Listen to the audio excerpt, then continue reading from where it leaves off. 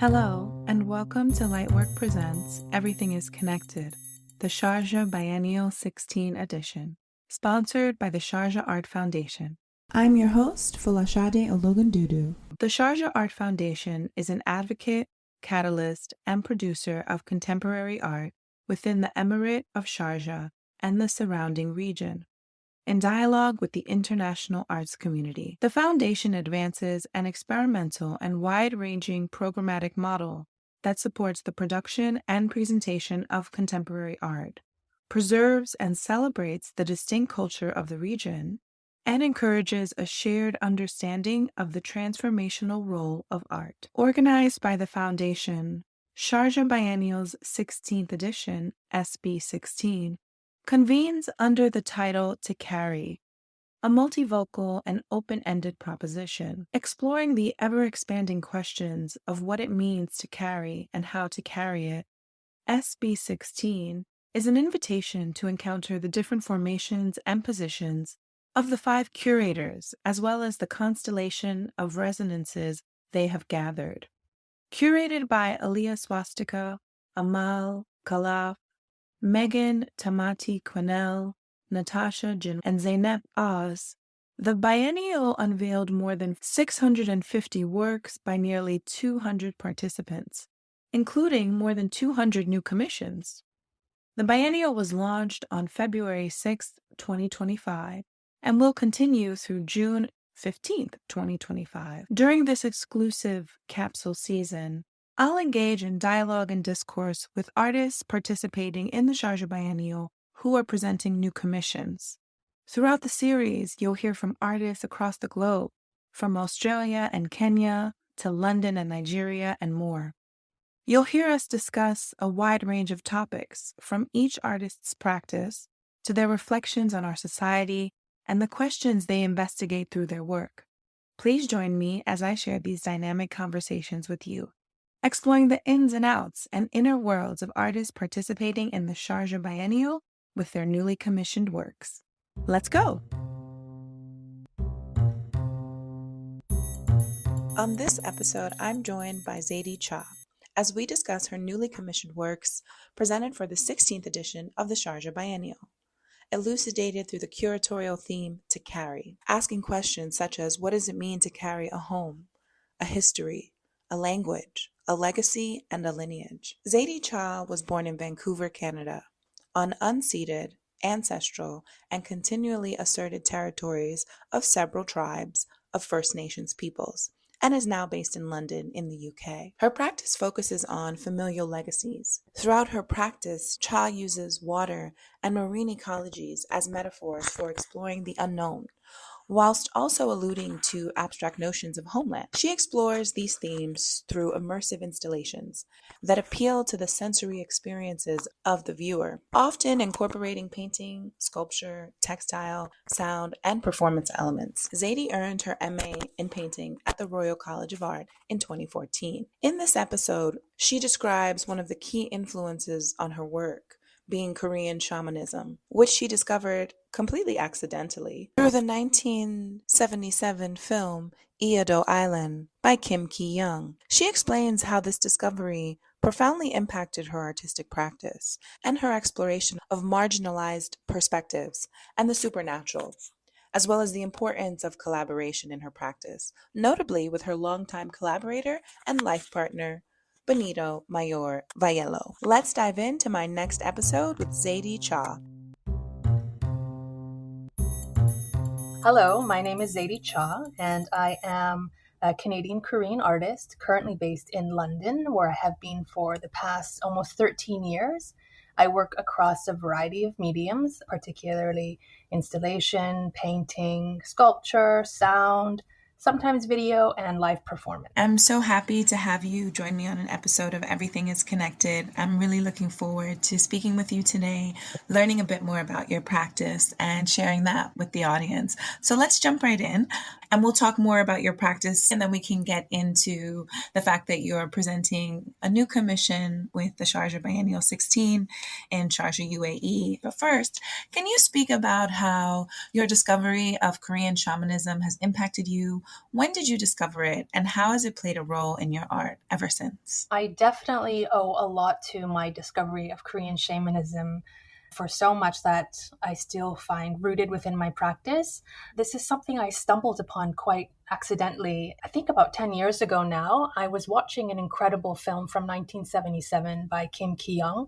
It is called Eado Island, and it's a mystery horror film. A really interesting film that basically circumnavigates around this strange small island off of Jeju Island in South Korea, where it's populated by women who mostly work as divers, hanyo, and their children. And there are actually almost no men on the island because it's thought that there are water spirits that live around this island that kind of sacrificially take these men's lives in order to retain abundance and good harvest. And so there's a lot of lore and mystery surrounding this island. This is in 77 when Korean shamanism would have been especially vilified within Korean society. And so you basically see this very strange, scary, vulgar, assertive, sexually aggressive woman doing these, what from, I suppose, a Christian perspective would be almost like satanic type of rituals. And I think for me, seeing that for the first time, I was just completely in awe because it was something that I had never seen before. And my experience up until then as a Korean Canadian person was seeing kind of Korean women or Asian women within the media in a really different lens. And so to see this kind of gregarious but quite kind of vulgar depiction, I found really fascinating. This is how I stumbled upon Korean shamanism, which I learned is an ancestral religious and spiritual practice in Korea and has gone through centuries of subjugation and oppression from outside introduced religions and cultures that came to Korea, and then later by Christian missionaries and also the South Korean government. So I think from the perspective of someone really interested in the history of colonial violence or subjugation and oppression of indigenous practices, religions, I suppose I was quite surprised by this, and I felt a kind of connection to it because it was something that I could view from a related lens, being a Canadian person and thinking about that colonial history very specifically tied to the country that I was born in.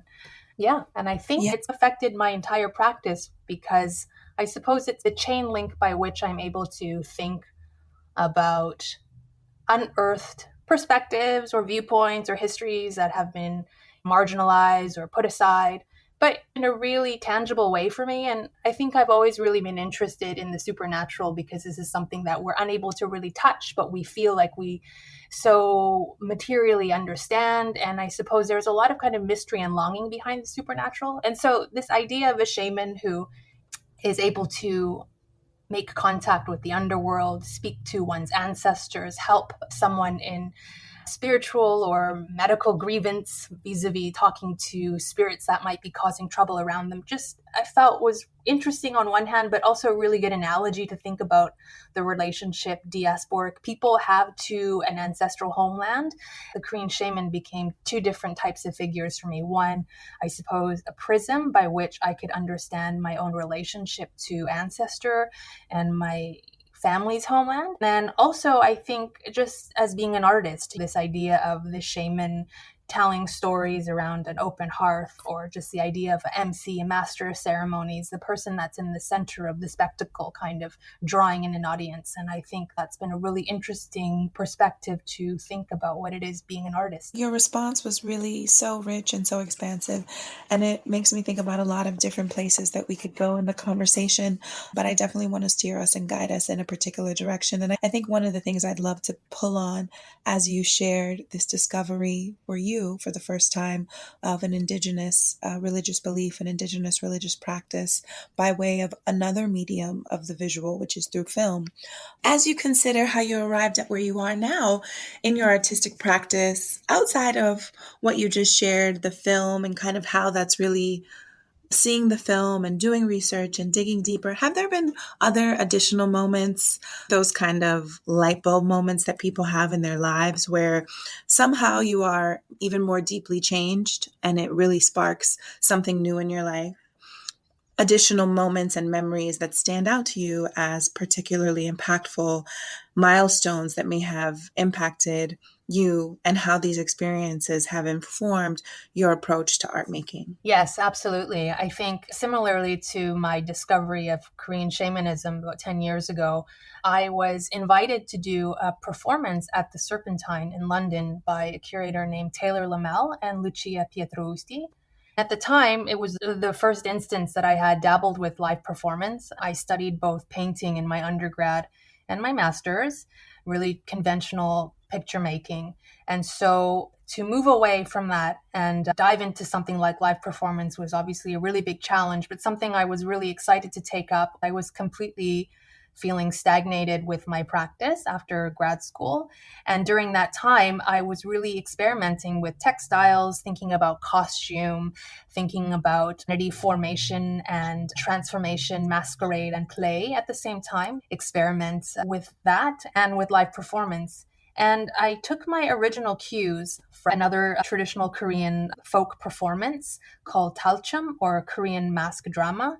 And similarly to my interest in Korean shamanism, I was really drawn to this Korean folk practice because of its socio and political relations. This is something that I had understood even as a child, what this kind of performance was, but not until I was older understood the kind of political significance it has. So basically, what it is that in kind of Korean feudal periods, the villagers would be able to have a day off every 10 years. They were able to alleviate the societal stresses of the day, particularly poking fun at the upper classes, which would have been, of course, completely reprehensible and prohibited in daily life.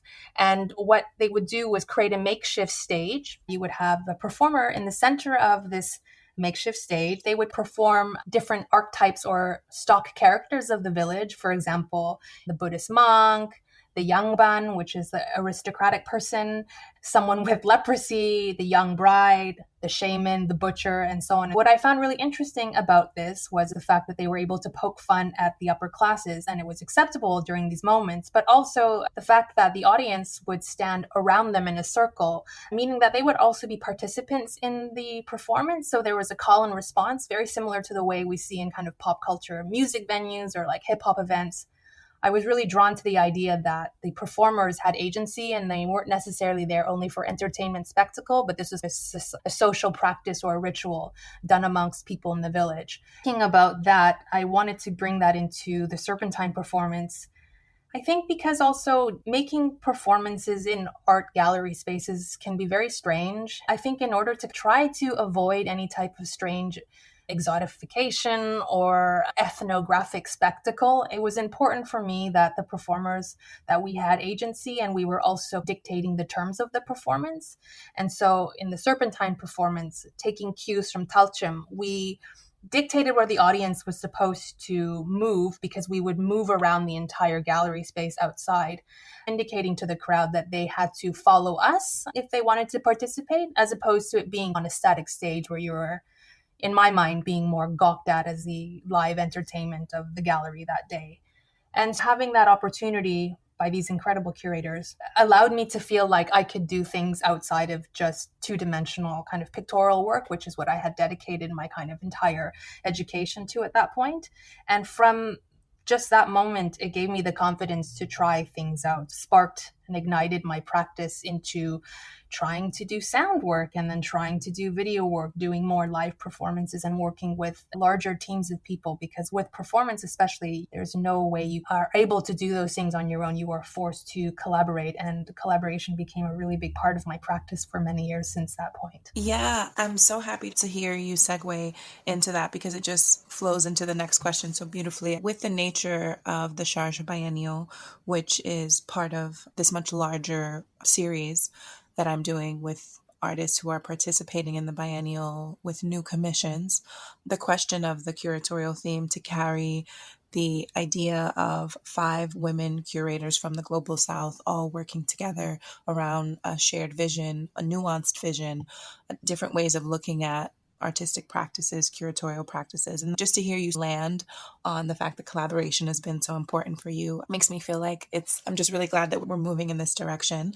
So now I'd love to talk a bit about your recent installation at the Sharjah Biennial. You collaborated with, and I just want to make sure I'm saying it right, with Benito Mayor on Moonlit Confessions Across Deep Sea Echoes. Your ancestors are whales, and Earth remembers everything. You collaborated with your partner, correct me if I'm wrong, who you've been collaborating with for nearly a decade. I'm always interested in collaboration and the ways in which people speak about the importance of collaboration and the way they think about it. Can you talk more about what insights you've gained from the collaborative process and how this specific collaboration came to life? Yeah, I think especially coming from formal arts education in the early and then mid 2000s, by the idea of the individual kind of genius artist was still very much in vogue and very much trenched within the thinking, particularly in a department like painting. It was really dispelled for me as soon as I started working in performance, particularly.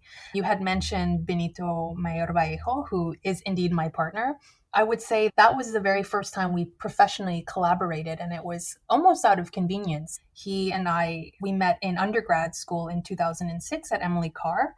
We are married and we've been together since 2006. And I think that any creative person will tell you, if you have someone or people in your orbit on a daily basis that are also creative, it is impossible for you not to, by osmosis, learn and absorb things and ideas and inspirational tidbits from that person. And that was just a natural relationship that he and I had, particularly because we had met when we were both very young and we were discovering what it was to be an artist in the world during and after undergrad together. And so that relationship with that first performance, and I always kind of mark it as our first professional foray, was the fact that at the time I had no resources and no money, and I had an incredibly supportive and talented partner who's also a brilliant artist and is very dexterous technically, who learned a bunch of sculptural skills and made all the masks that we used in the performance, and I made the costumes. So that was our first time working together professionally with a team of dancers who were other incredible artists who I either went to school with or knew just because they were artists that were close to where I was working, who very generously supported me. And I think that experience taught me how to be less egocentric and selfish in terms of what I thought needed to be done or what was the best thing to do for a project. For me, I'm an only child and I grew up with a single parent, so I have the tendency to be very isolated in the way I want to do things. I can be very self-centered in many decision-making moments of my life because of just the way I grew up. But working in a team environment, I can tell you that it is the most exhilarating thing as a creative person. I'm always very envious of people who work either in cinema, maybe cinema particularly, because there are hundreds of people sometimes working on huge films or small films as well, but everyone is working towards a singular goal.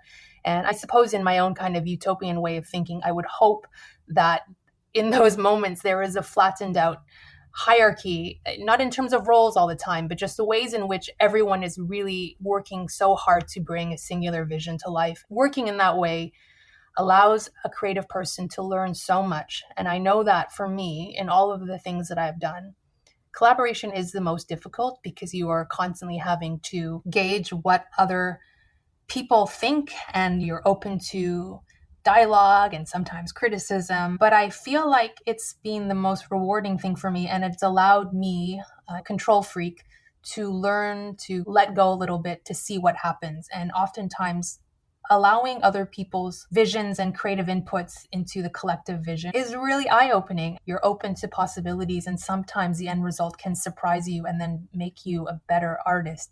Yeah, it must be so refreshing to have an experience that changes the way that you see things, right? It allows you to see the world, to see yourself, to see situations from a different point of view.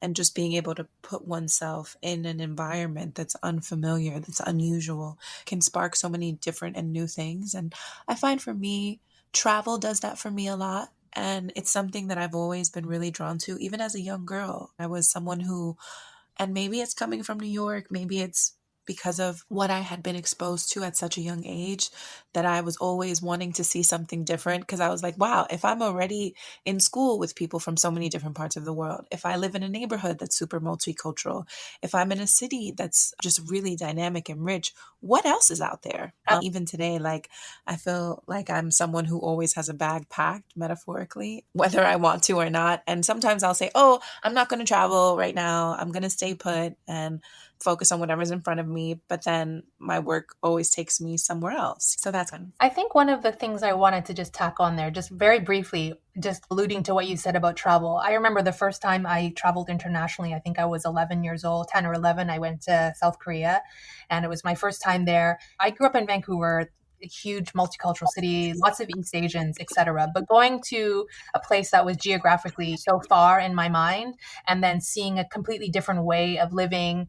And this sounds very silly, but it's true. If you never travel, the first time it hit me anyways, just really understanding, wow, there are a exact whole host of other people living completely different lives, but they're all making their way through. And then it opens up your eyes to how many multiple worlds there are on this planet. And it is really exciting to think that there are multiple perspectives and viewpoints that you may not understand or be aware of at the time. But again, just echoing what you said, that kind of really opening up your whole purview of what's possible.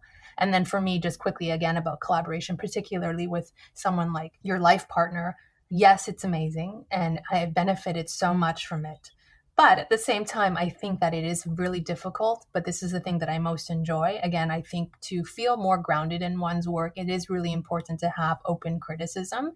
And that's really good about having your life partner being your main collaborator, because he is not afraid to tell me if an idea I have is not great, or maybe the way I'm doing something, there are suggestions to change things in ways that I suppose maybe other people would maybe feel a little bit more hesitant to bring to the fore. So I think that's also made me a sharper artist, and I think really helped with being even more self critical in a constructive way, which has again made me a better artist. Having a collaborator that gives it to you straight and is also not unafraid to share their thoughts and their feedback. From those creative partnerships that you see with folks, when they work well, they're incredible. People do things that they could never do on their own.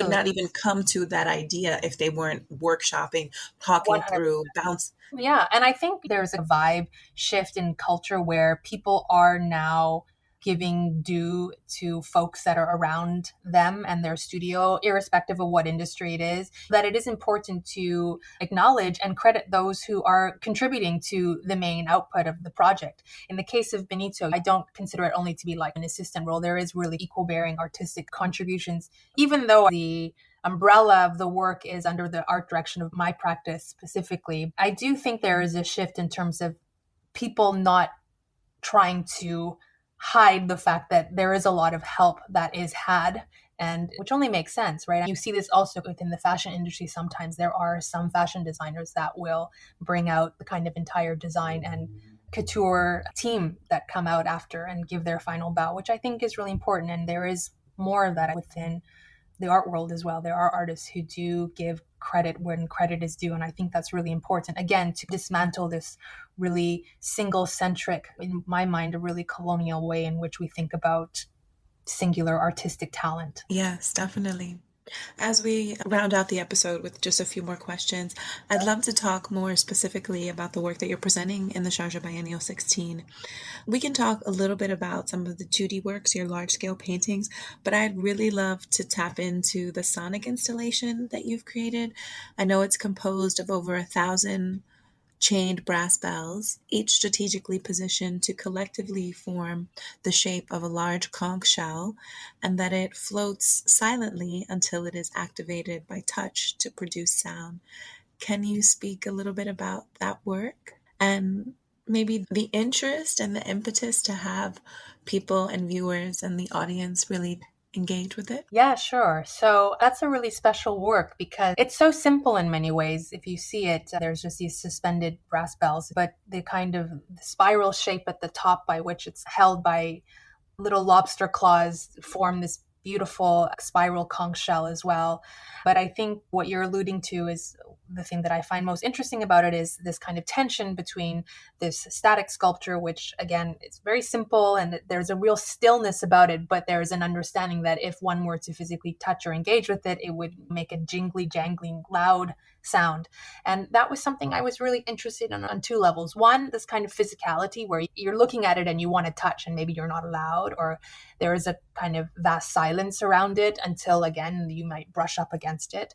But also, I think conceptually for me, I was really interested in referencing the instrument, a ritual instrument in Korean shamanic practice, which are these jingle bells. Bells are used in a lot of global practices to maybe call in the spirits, or in some cases, like wind chimes outside. They're thought that you're also calling in the spirits outside your home or indicating that a presence is around. In this case, I wanted to acknowledge that, but I also wanted to think about how loud bells can also expel negative energy or expel evil spirits. I suppose for me, the work is almost like a break in case of emergency, because again, speaking about that tension of the work, when you walk around it, it's this illusionistic shell shape. But if you were to touch it, of course, you create and produce this sound, but you also damage the work because all of the suspended strings would get knotted up and it would lose its form and become tangled. I think for me, in my mind, I almost thought it was like a break in case of emergency tool. We are at a point where you probably do have to break it and make a whole bunch of noise to create some type of resistance. And I like this idea that this really still floating ephemeral thing was actually there to make ruckus and make noise.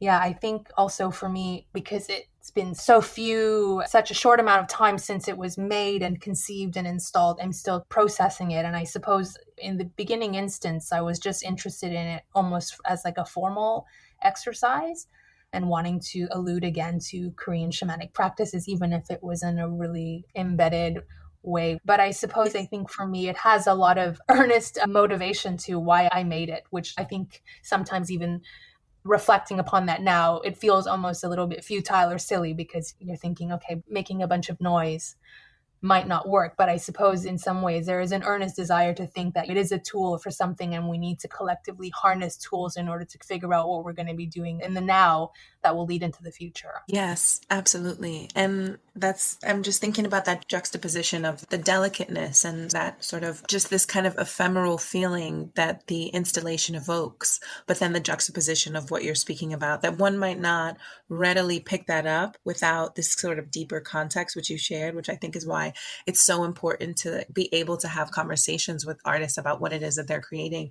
Because there are times when I think some may argue that art doesn't really always require narrative. It's like, I often come across artists who say, they're like, I don't always want to have to explain my work. And I think that happens a lot with artists of color, specifically Black artists.